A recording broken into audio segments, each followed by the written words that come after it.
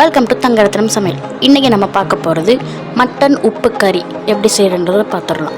ஒரு குக்கரில் 1/2 kg அளவுக்கு மட்டன் எடுத்துகிட்டு அதில் 1 டீஸ்பூன் இஞ்சி பூண்டு விழுது, ஒரு 1/4 டீஸ்பூன் மஞ்சள் பொடி, தேவையான அளவுக்கு உப்பு போட்டுட்டு அது முங்குற அளவுக்கு தண்ணி ஊற்றிட்டு ஒரு 4 விசில் வர வரைக்கும் நல்லா வேக வச்சு எடுத்துக்கணும்.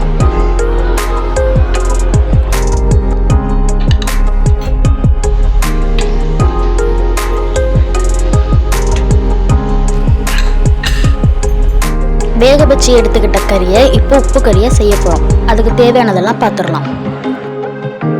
2 பெரிய வெங்காயம், கருவேப்பிலை, கொத்தமல்லி, 2 காஞ்ச மிளகாய், 2 டேபிள் ஸ்பூன் மிளகாத்தூள், 1 டேபிள் ஸ்பூன் மிளகுத்தூள்.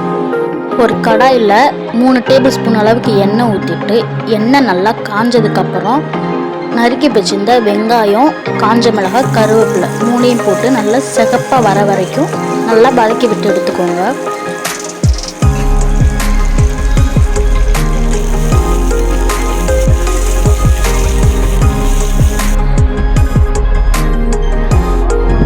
நல்லா சிகப்பாக வதங்கினதுக்கப்புறம் வேக வச்சிருந்து கறியை சேர்த்துக்கலாம்.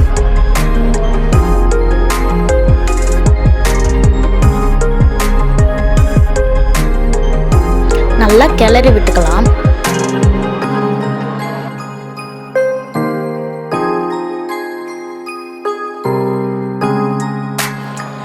அதுக்கப்புறம் மட்டன் வேக வச்ச சூப்பு கொஞ்சம் ஊற்றிக்கலாம்.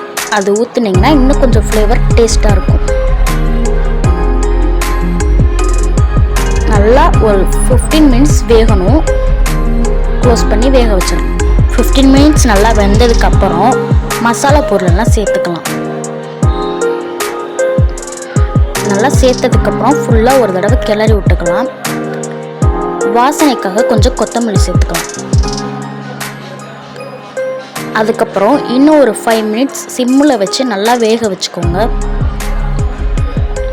உங்களுக்கு தேவைன்னா உப்பு கொஞ்சம் ஆட் பண்ணிக்கலாம்.